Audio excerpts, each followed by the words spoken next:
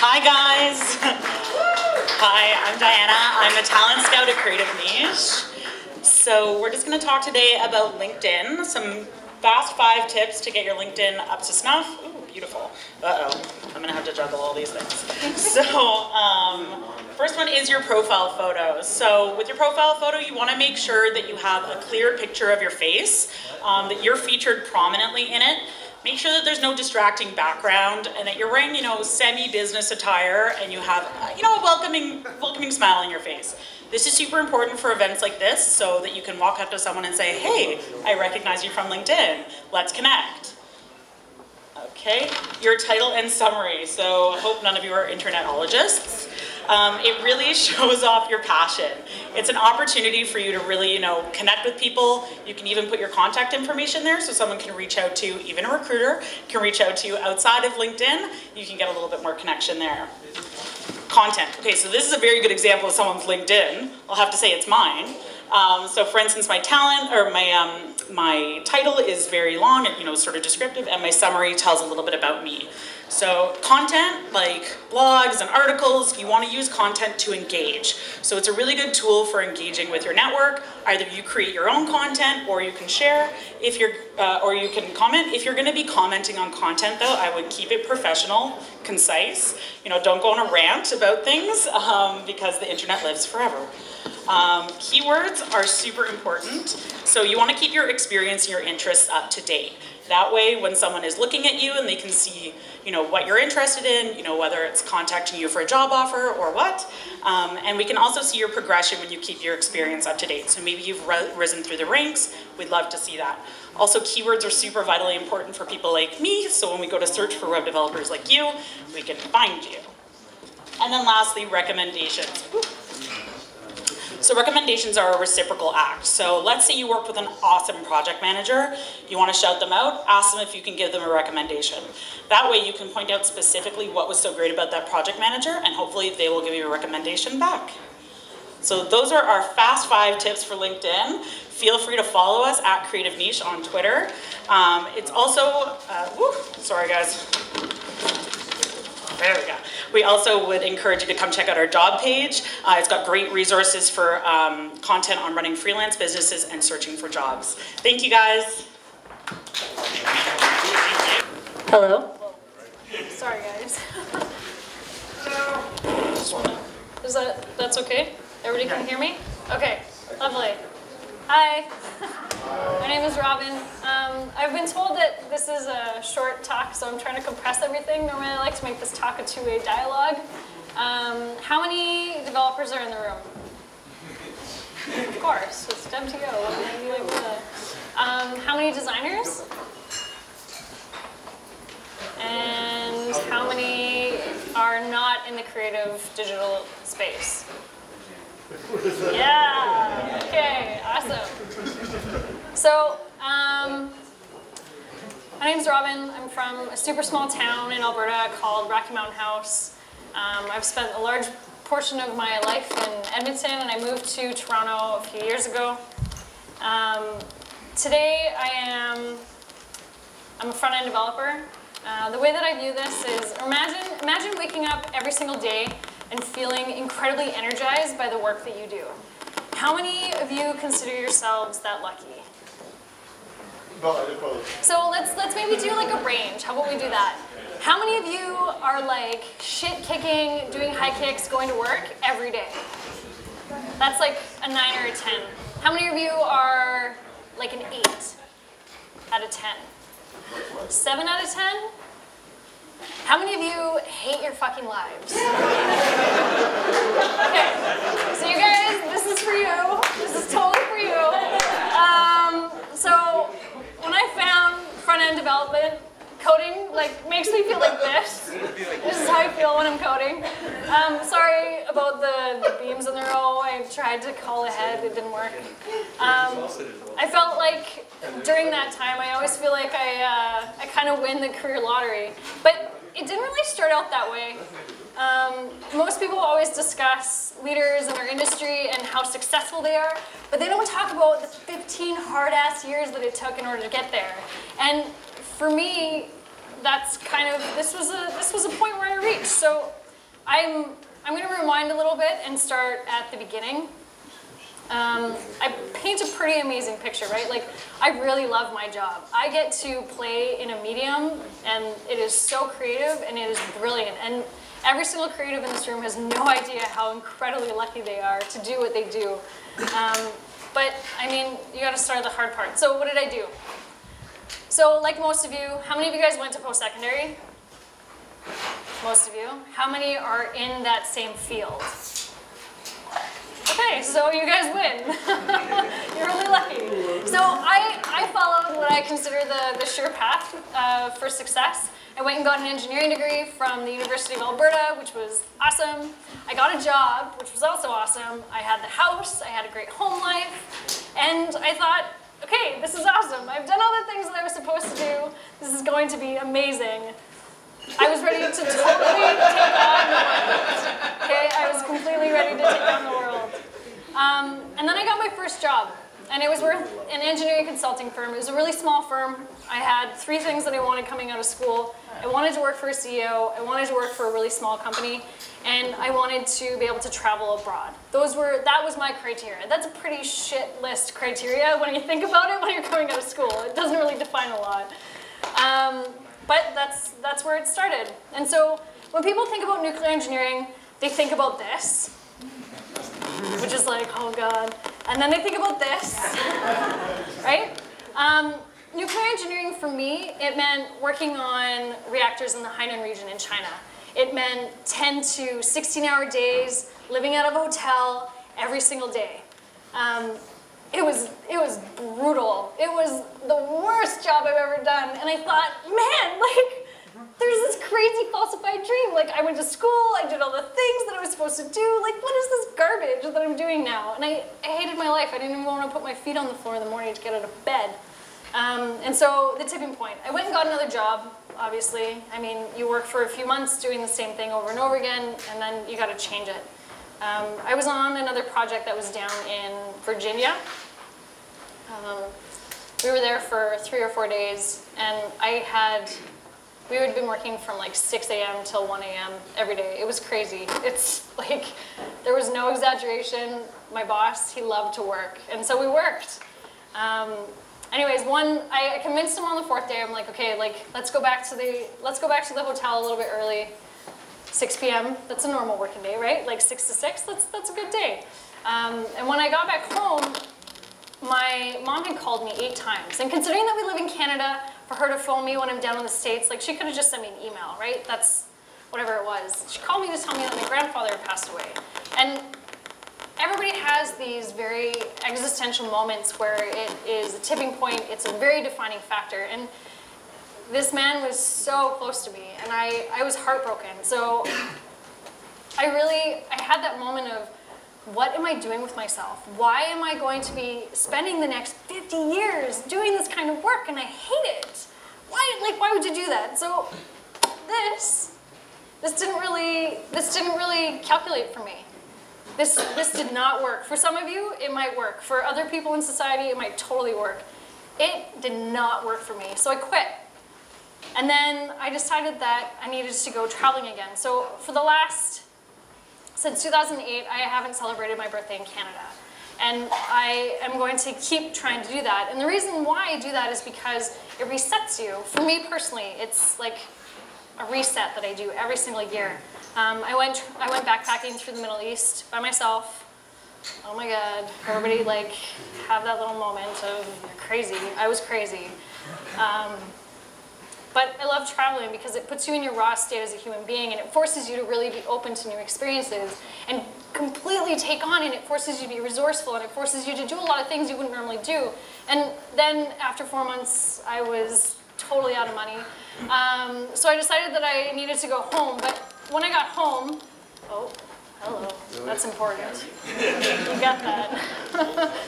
Anyway, so I flew back home, and it didn't really feel like home anymore.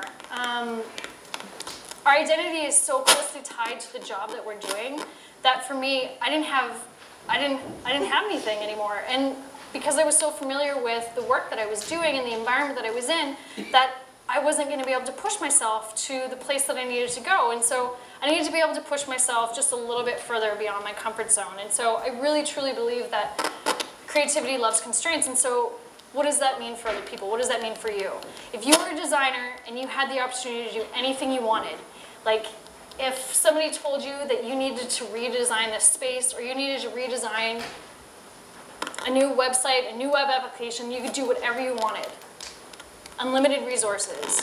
You would never get anything done because you would be in analysis paralysis mode. You would never be able to do it. So for the same thing for that, for me, I had to put myself between a rock and a hard place and really force myself to figure out where I wanted to go. And when I was deciding this, so I was living in Edmonton, I was trying to decide between Toronto, Vancouver, where am I gonna go? I packed 2 suitcases and I moved to Toronto and I had $400 in the bank. Like, I was broke. I had no idea what the hell I was doing. So I moved in June of 2013. I reached out, I think maybe that's my phone, I'm sorry. It's like, maybe I'll step back. Okay, hopefully that's better. And so I had heard that there was this thing called North by Northeast. It was kind of like the wannabe South by Southwest. Nice. I don't want to say that because they're doing a really, really good job at North by Northeast. I love the conference. It's been great. But it was literally a defining point for me coming to Toronto. So they didn't have any volunteer spots left. And I didn't know what I was going to do. But I needed to get in there because I was arriving here and I didn't know anybody. And so I was asked if I would MC. And it was one of the best things that I could ever have done for myself. I'd never spoken anywhere. I had no idea what I was doing. And it forced myself to start meeting more people and forced myself to start being uncomfortable again. And so for me, success comes from being comfortable with being uncomfortable. And that seems a little ridiculous and very, very redundant, but it worked for me. And I mean, when I came to Toronto, I looked for a job for 3 months. I was having 3 to 4 meetings a day, 5 days a week, and I did that for, I think, 6 or 7 weeks. Like, that's crazy, and I still couldn't find a job, but who the hell is gonna give somebody a job that doesn't even know what they want to do with themselves, right? So this was 2 years ago, granted, that I did this.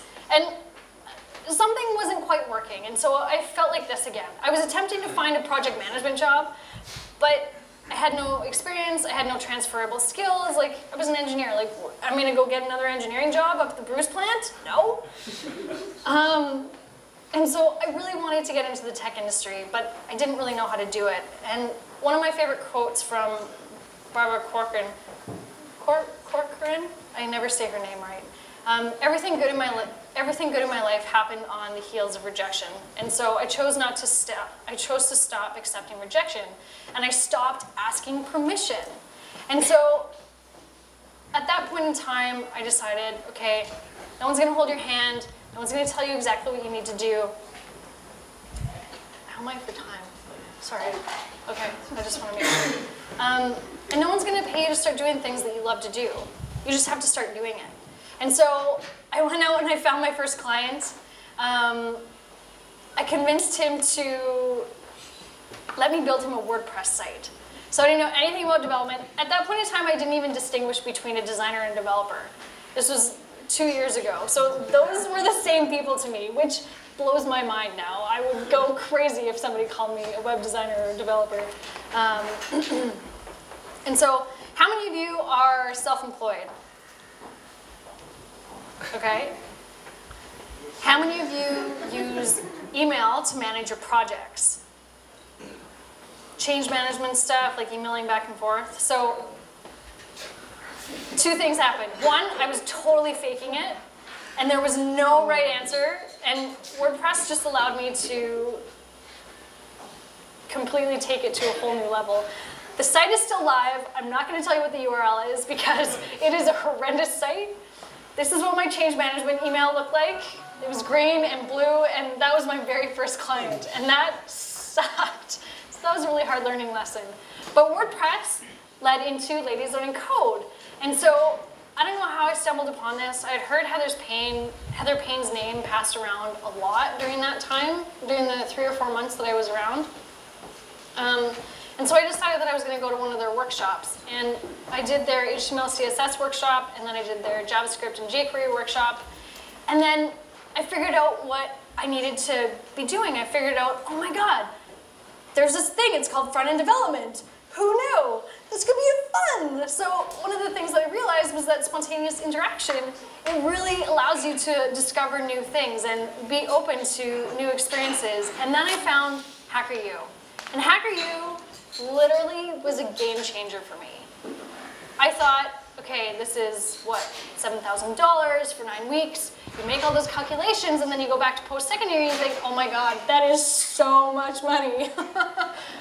But that's where the 9 weeks comes in. And it was a lot of hard work.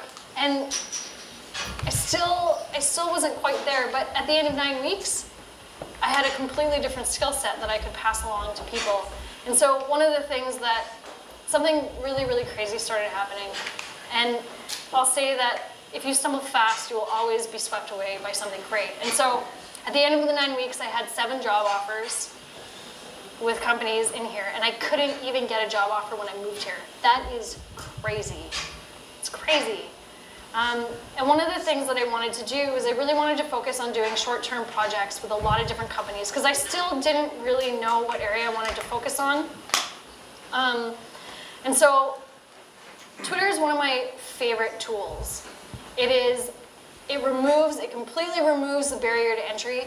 Usually if you email a CEO or you email somebody for a job, you're not going to get a response. And if you are going to get a response, it's because somebody already kind of knows you, or they've heard of you, or you hit like a heartstring of some kind, and they have a good feeling from the email that you sent them. But that generic garbage email of, hey, I want a job, blah, blah, blah, whatever, in the same language that it would be nice in business talk, well, they're generally not going to email you. And so I sent out a tweet to MetaLab. It's a design company out of Victoria saying, hey, my girlfriend Jessica that I'm graduating with, she lives in Victoria. You guys should totally hire her.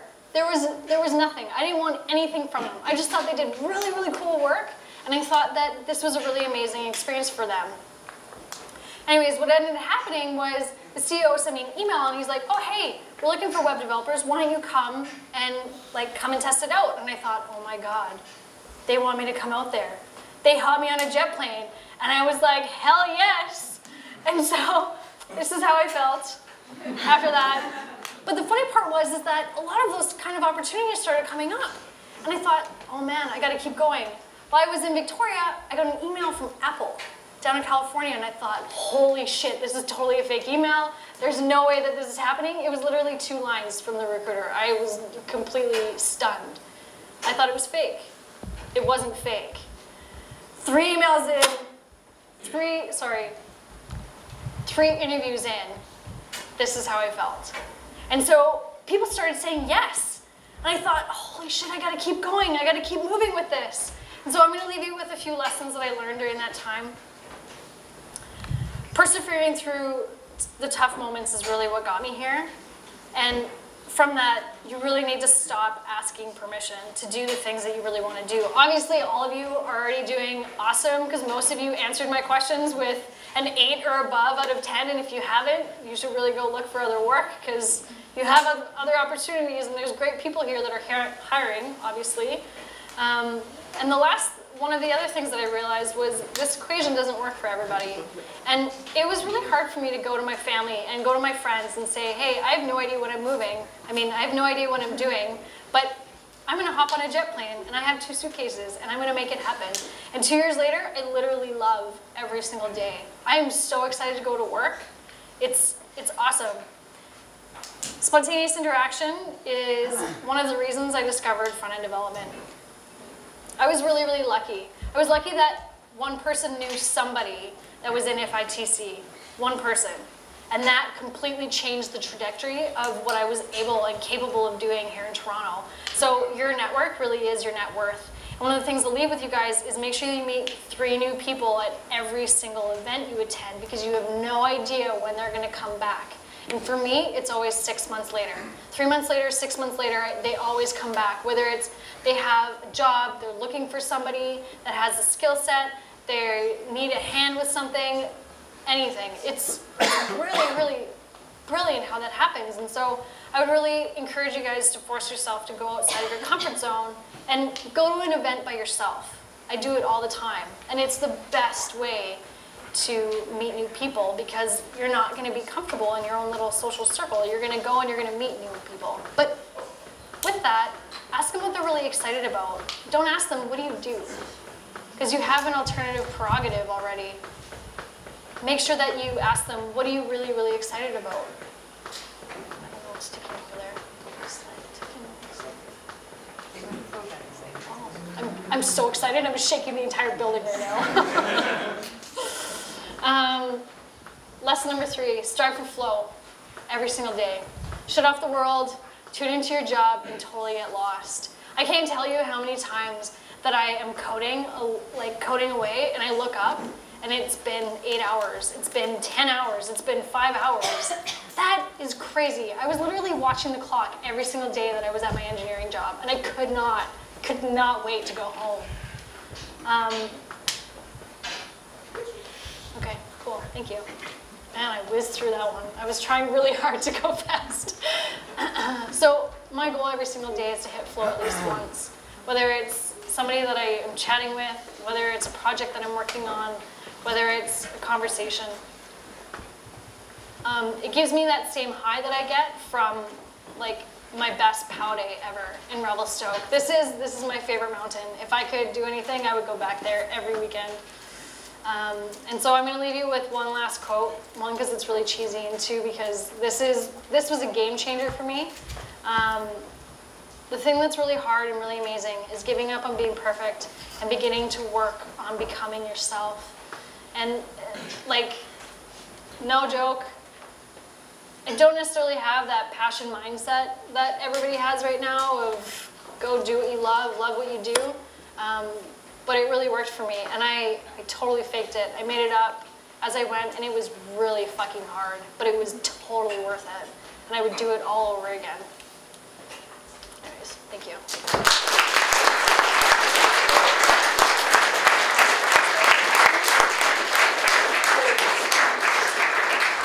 I think we have time for questions if anybody has any, but if you don't, that's totally cool too. Yes, no questions. Okay, where was your favorite place that you traveled then? Oh, I have a lot of places. I've been to 26 different countries, so I mean, Costa Rica is amazing. I loved Israel. It was a beautiful country. Turkey, Austria. Those are probably my favorite. So, question for you, how much do you use WordPress now? I'm learning Ruby on Rails right now. I still use WordPress a lot because it's a really amazing tool to enable my clients or enable, I work at Normative, so it's a really amazing tool to enable teams that don't have a lot of development background to use it as a tool to like change their own site. But I'm really excited about Ruby on Rails because it's awesome.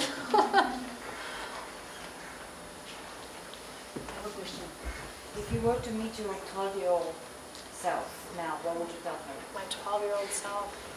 I wouldn't change anything. No. I really believe that, like, so everything that I did was totally by accident. I found front-end development by accident. Like, it was literally, it was luck, it was hard work, it was like a huge combination of everything. It didn't just happen. There wasn't just that moment of, oh my God, I'm totally gonna do this. This is gonna be what I wanted. Right? It's not that 5-year-old, I want to be a doctor kind of thing. It was, I had to try a lot of different things and fail at a lot of different things in order to get to that point. So what's your plan for the next 5 years? I am like diving hardcore into code right now. There's so many new things to learn. Like, I've only been doing this, really doing this for just over a year, and I learn something new every single day that I'm coding. And I have not even scratched the surface of what we are totally capable of. Yeah. I mean, I'm hearing your enthusiasm. It's fantastic. Do you fear that you might be in this honeymoon phase right now? Honeymoon phase, sure. Listen, I've had a couple of projects this past year that I did not want to do. I have a certain type of client that I just am not a big fan of working with. And I mean, I really value working with clients that love the work that they're doing for them, that are super excited that you get to enable them, right? Like, as coders and designers, like we take and we sprinkle a little bit of magic on somebody's business and it like explodes. It's awesome. That is the best feeling ever. And I would totally agree with you. Maybe I am in the honeymoon phase, but I hope that it never goes away. No more questions? Yeah. You said you were counting the hours at your engineering job. Yeah. Do you not think that there's classical elements of engineering that you could apply to front-end development? Totally. Organization, the way that my brain works, completely. It's awesome for that. But maybe it was just the day-to-day work that I was doing. I wasn't really interested in that. Now it's like when I'm working with a browser, I get that instantaneous feedback. It's like picking the perfect pin on Pinterest. It's that kind of high, which that's more of like a soccer mom kind of thing, but I love it. Cool, thank you. Yeah, no worries. Thank you, Robyn. Well, thank you.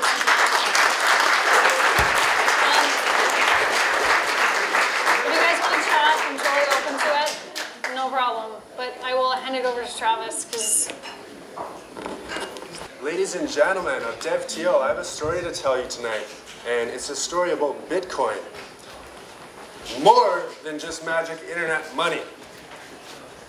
5 years ago, someone or something invented Bitcoin, and tonight I'm here to discuss with you what exactly this Bitcoin thing is and what we should make of it. My name is Travis Patron, and recently I published a book on Bitcoin entitled The Bitcoin Revolution and Internet of Money. So if you're curious about Bitcoin, I encourage you to go ahead online to our website, diginomics.com. You can get a copy entirely for free. You can tear it apart. You can give me some positive or negative feedback. I have been known to slip a few Bitcoin towards the people who contribute. So something to think about.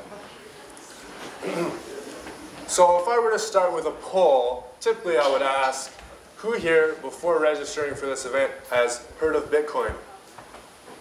Okay, excellent. And who here owns Bitcoin?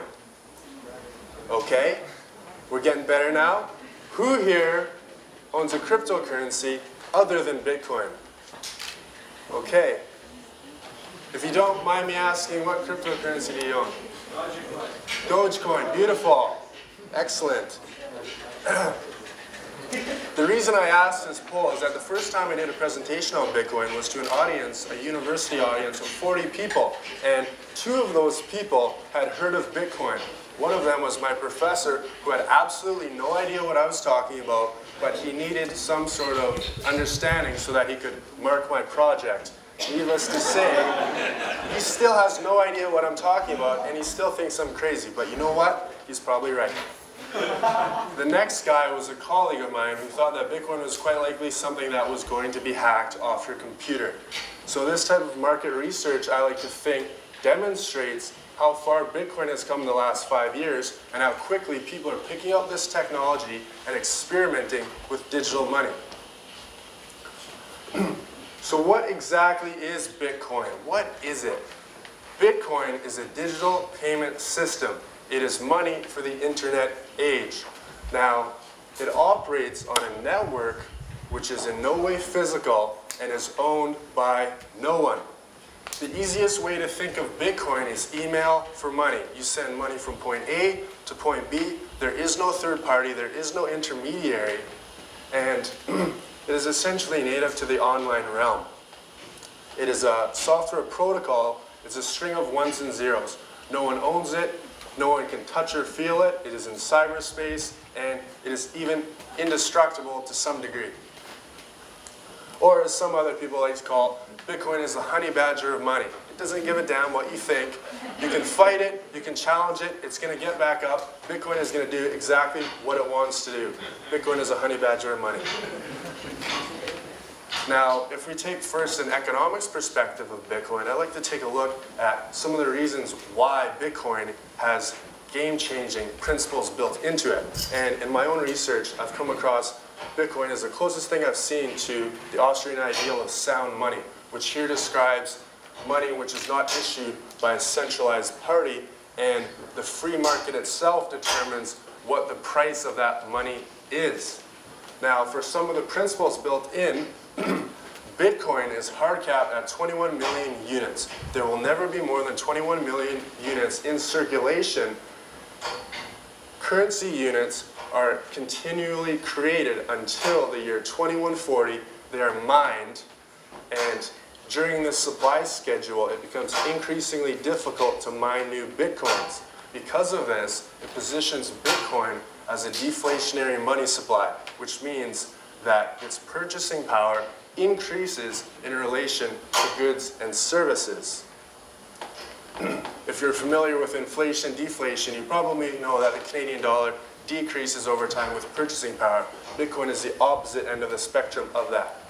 Now, it's my belief that if we live in a world where resources are finite, money should also be finite. We should have a cap on political power because, as we've seen, humans can be destructive, and that destruction can carry over to our culture and to our environment as well. I also believe that in the digital age, issuance of new currency units should not be a privilege or endowed to any single party.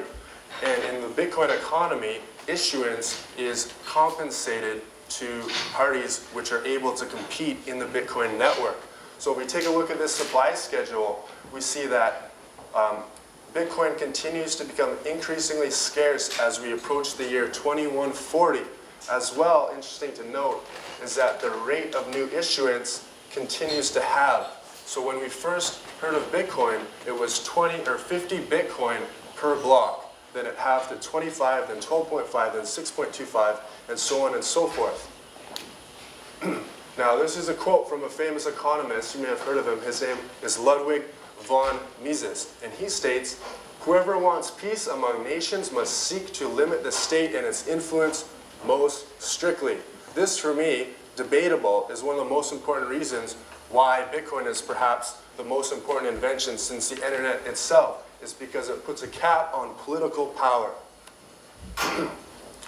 Looking at the price, we actually see an interesting correlation between awareness and the conversation around Bitcoin.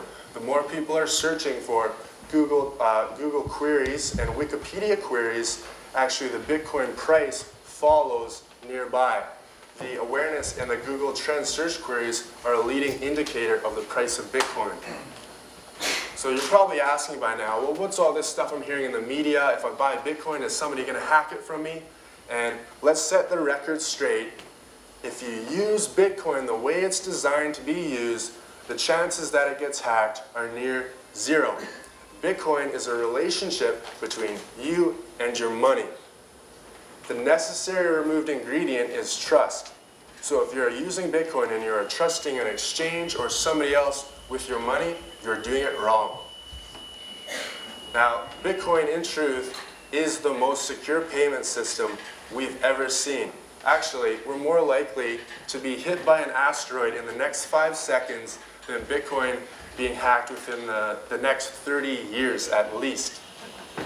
1, 2, 3, 4, 5, we're okay. Actually, in my opinion, what you should be more concerned about, if anything, is hyperinflation of the US dollar. Now, fiat currency is a very revealing term. Fiat in Latin literally means let it be. The average lifespan of a fiat currency is 27 years. The US dollar is going on its 44th birthday. Something to consider. So what can we actually do with it? What can we do with Bitcoin? The greatest opportunity I see with Bitcoin is the ability to bank the unbanked. Worldwide, 2.5 million people are without formal financial services. They don't have it nearly as good as we have it here in the Western world. Nations such as, or continents such as Africa, Asia, these regions stand to gain the most from Bitcoin. Essentially, what Bitcoin will allow these people is a bank account stored in cyberspace. Now, if we take a look at this, these darker shaded regions represent the dominant population that's without financial services and the greatest regions that will benefit from something like Bitcoin. And in my opinion, what we may see is a leapfrogging concept. And for regions such as Africa, if we go back, they actually leapfrogged the telephone landlines and went straight to a mobile cellular paradigm. I think what we may see is these African regions leapfrogging the banking infrastructure and going towards a sort of digital money paradigm. Another application is micropayments and tipping. For the first time, you can send tiny, tiny payments continuously over the internet because of the nature of digital currency, where analog money completely fails because of the infrastructure behind it. It's expensive to send small transactions. Whereas with Bitcoin, you can essentially tip your favorite YouTube channel in 0.00001 Bitcoin. Actually made a 4-minute YouTube video not too long ago, and some fellow tipped me 10 bucks for it. And I'm just thinking, that's not bad for 4 minutes. So in this tipping revolution, as it's being called, one of the businesses you might want to keep an eye on is ChangeTip. And they've already integrated with social platforms such as Google+, Reddit, Facebook, Twitter, and even Disqus Comments, if you're familiar with the WordPress platform. And a third reason, or a third application for Bitcoin actually comes from the network itself. And what we're seeing is the network, also known as the blockchain, being used as a sort of framework for the Internet of Things because of its scalability, where devices can communicate without hinging on a central party. Actually, one of the businesses taking a close look at this is IBM in partnership with Samsung in a super secret project called IBM Adapt. So if you're interested in the Internet of Things, definitely check that out.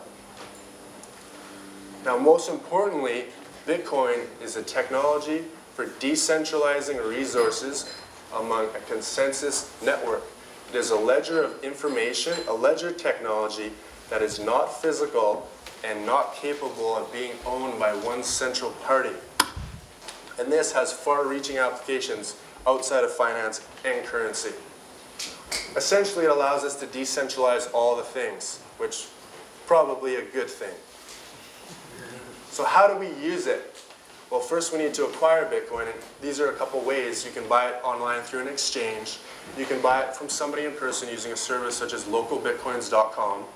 You can buy it through an ATM. You put in your Canadian dollars. Out comes a private key, which is your representation on the Bitcoin network. Or if you're hardcore, you can mine it. But I don't recommend you try that unless you have a seriously powerful computer. And in order to send it, basically all you need to do, the easiest way to do it is through an application on your smartphone. And fortunately, I have a smartphone and I also have a Bitcoin application. So let's do a demonstration. And I'm going to send my buddy John back there. I'm going to send him a Bitcoin transaction. I'm going to repay him for lunch the other night. And I'm going to send him 0.001 Bitcoin. And let me know if you got it.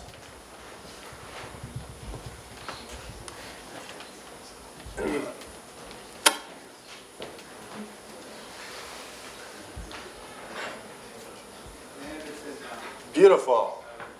The interesting thing to note about what just happened there is there's no bank, there's no third party, there's nobody approving that transaction. That's strictly between me and John, and even if certain parameters are set up, there is no personal information that needs to be disclosed. Essentially, you can send $100 million from here to China in 2 seconds, and nobody has to know about it except you and the receiving party.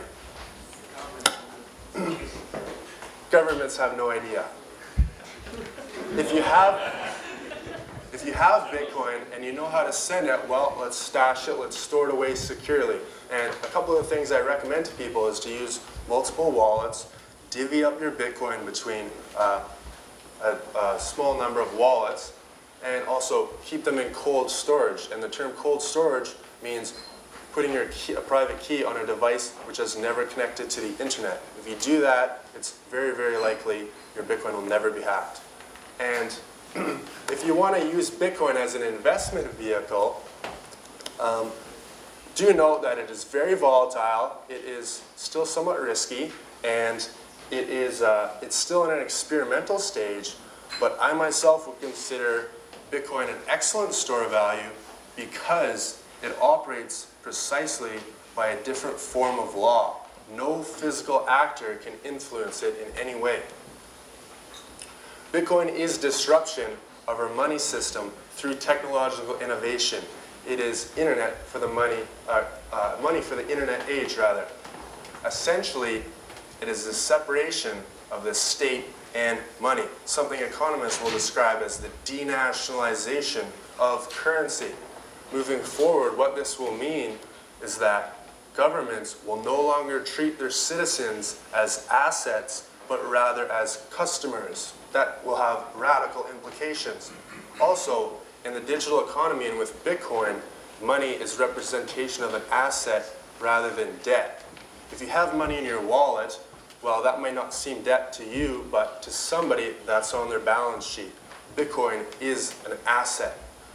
The Bitcoin blockchain network can also be adapted and flexed to a whole number of different applications. Bitcoin transactions are potentially anonymous. However, most people do not use it this way. About 99% do not use it this way. However, I will say that anonymity as a principle should definitely be upheld and drilled into the Bitcoin protocol because it is absolutely a human right. Now, in conclusion, a world where Bitcoin potential is fully realized looks much different than our world today. The rules of business and the economy are truly about to change because of the implications of cryptocurrency. In truth, Bitcoin technology has the potential to help not just millions, but billions of people. And that is what we're going after. Thank you very much.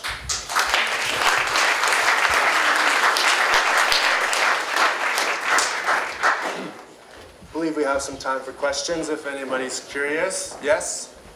You mentioned obviously that this is agnostic of any particular state or anything, but what about states' attempts to control this? For instance, I think China shutting down the Bitcoin exchange?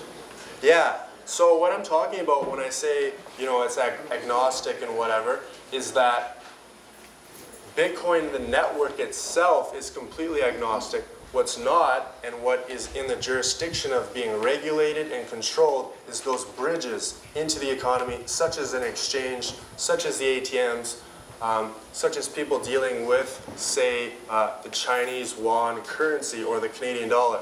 Those things absolutely need to be and should be regulated. Yeah? So you mentioned that Bitcoin has a limited money supply, right? So it's deflationary in nature. So how do you solve the problem that people just can't afford Bitcoin without spending them because it's deflationary? See, that's based on the assumption that because it's deflationary, people would hoard it, and that's also based on the assumption that hoarding is bad, which I don't necessarily agree with. I think that what I've seen anyway is that Bitcoin, because of its deflationary nature, actually has a delayed gratification effect. For the first time, I'm actually saving money, not because I'm stashing away Canadian dollars, but I'm stashing away Bitcoin. And this is something a lot of other people are doing. I think overall, the nature of the deflation of Bitcoin is a very good thing. Because if we go back in history and we see the American economy before it was on its current currency was very, very productive and had a very high growth in GDP year over year. Yeah? So if some people buy Bitcoins and just hoard it, does that impact that exchange rate price? To the degree, I mean, if they bought a whole bunch, then that would probably create some sort of spike in the price. But if they just hold on to it, then it's more of a long-term thing. They're more of just a buy and hold strategy. So I would say, if anything, it's a positive effect on the price. Yep. You mentioned the risk and volatility that definitely we're seeing now. And I think it's partially because people, or some people, use it as a speculative investment. Certainly. So what do you think will have to happen for this kind of currency, or in general cryptocurrency, to become the standard in general for people to use as money, instead of trying to always switch it back and forth from one currency and another and trying to gain from it? I'm not certain if Bitcoin will eventually, say, be used by everyone. I don't think my grandma's going to be using Bitcoin. In fact, my parents still don't understand it whatsoever. I think, if anything, it'll be a niche application. And what needs to happen in order for Bitcoin to reach that point and find its place is entrepreneurs who are building the applications that help the usability of Bitcoin. Speculators, I think, are necessary because they help to find out where the price equilibrium is. But absolutely, they fuel the volatility, and when there's a price build-up, everybody piles on, and it's very, very volatile because you can't actually regulate what's happening in Bitcoin in particular. Yep.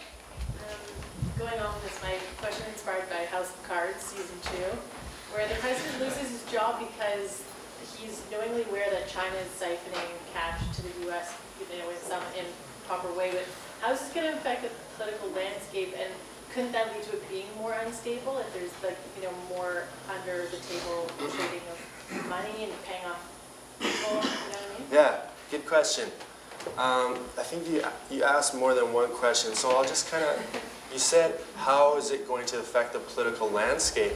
And what I think will happen in the long run is that we will have less fragmented political jurisdictions, and instead we will have larger collaborated jurisdictions. And I say this because with Bitcoin, it does not recognize geopolitical boundaries. Essentially, the Bitcoin economy is without borders. So what I think we will see, if anything, is some sort of international regulation, if you will. And I think we'll see an absolute downsizing of the nation state because they will have less and less control over the movement of money. Yeah? How do you answer allegations that Bitcoin, the biggest use of Bitcoin is in illegal transactions for drugs, money, and illegal goods? Well, the best way to launder money currently is not using Bitcoin. You basically can just go to HSBC and they'll probably help you out. But what do I say to those people? I would say that services such as this Silk Road overall have been a completely positive experience for the war on drugs. And I believe that people's access to the way they use the Silk Road, instead of saying buying it from existing drug cartel with you, that is so much better than this artificial criminal industry that's built around the regulations that are in place today. That makes it, the transactions in Bitcoin for drugs and criminal activity are still a small amount. And still the best way to do those illegal things is with cash. Yeah, question? So, Bitcoin was just created a number of years ago. What prevents the recreation of another type of currency like Bitcoin or a group of different currencies? Absolutely nothing. You can copy and paste the source code tonight if you want to make your own cryptocurrency. But what gives Bitcoin the advantage is the network effect. As a currency, you don't see people down the street accepting whatever coin for their services, but you might see them accepting Bitcoin. So that network effect as a currency gives it a first mover advantage, where I believe it has enough pace now that every day that goes by, Bitcoin continues to gain traction and becomes that dominant cryptocurrency where it already is. But in the long run, the only use case I see for other cryptocurrencies if they have a specific, very narrow application. And which cryptocurrencies this describes is up for the investor to decide. Basically, I would say there's maybe no more than 5 currently, but Bitcoin is the one to beat right now, absolutely. Thank you, Travis. Thank you, guys. So,